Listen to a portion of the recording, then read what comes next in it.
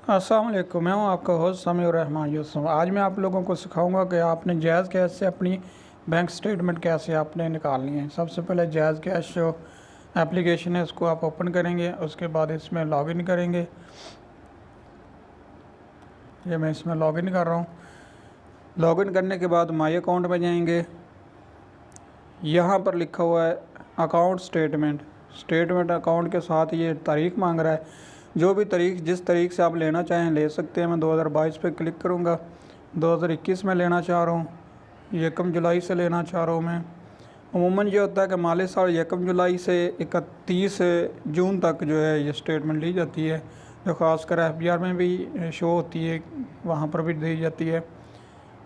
यहाँ पर मैंने क्लिक किया। अब मैं इस पर कंफर्म करूँगा तो मेल मांगेगा।